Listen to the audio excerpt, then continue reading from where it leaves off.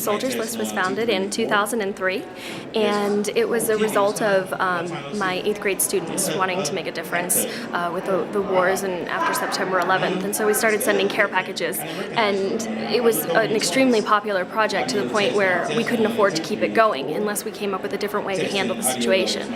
So we started to ask civic organizations and churches and anybody in the community who would like to join us to send care packages to soldiers who were being referred to us. So over time, it just got bigger and bigger, and in 2005, I gave birth to my daughter and my son. My son passed away, and my daughter was born missing half of her heart. And so she needed to have immediate heart surgery, and that experience changed our entire family.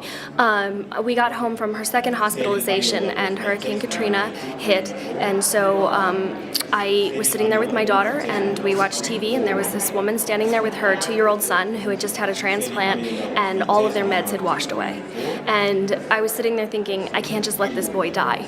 So I got in touch with as many people as I could, and within 48 hours we had moved 23 of the children from the Gulf Coast region up north in order to get medical care.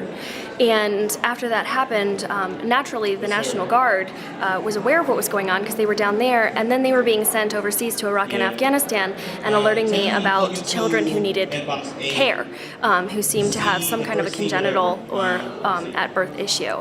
And so I started working with them to be able to get those kids the health care that they needed, and that spread because then word got out about that, and military families started coming asking me about Tricare and how to navigate the medical system, and how my daughter's having surgery, how can I get my husband home, and taking real issues that were extremely urgent and trying to advocate for them.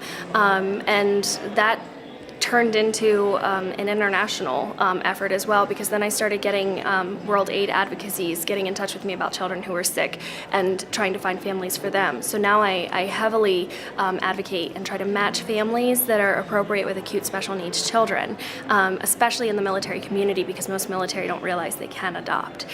In fact, they have tried to make it so that we have an easier time adopting. So I was such an advocate that we ended up adopting one of the kids that the file was sent to me, and so I love what I do. We've sent probably at this point right around 16,000 care packages to soldiers who are deployed all over the world. That does not exclusively mean Iraq, Afghanistan. It also includes Korea and Kosovo and anywhere else that soldiers need our assistance. And we are also heavily involved in the community with the medical information, and we've served about 21,160 families with acute medical issues up to this point. So I love what I do. The first time I knew we were making a difference was when one of our soldiers came back from Afghanistan, and he wanted to talk to the children, because he wanted to educate the children and have them understand how much it meant to him to have them send care packages over to him while he was gone. And he came in and he talked to those kids, and he showed pictures of camels, and he showed pictures of mountains and of heat and of snow and of everything that we don't know about the Middle East. And he made it real, and he made it come alive for the children just as much as the children made life come alive for him. And that's when I knew that this was going to be good. The first time with one of our patients that I was working with was a family that was a military family, and they just found out that their child had a very life-threatening heart disorder. I was in the hospital with my daughter, and she was having some issues, but I went over to them and I asked them if they were okay. We were on stage 2, we were on our second open heart, so we were old hats at this point. And so I just wanted to bring them comfort, and they knew nothing about what their rights were. They didn't know how they were going to navigate the system.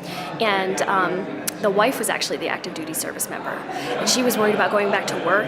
And I sat down with her and went through everything and explained it to her and clarified what she could and couldn't do, and that we were going to help her.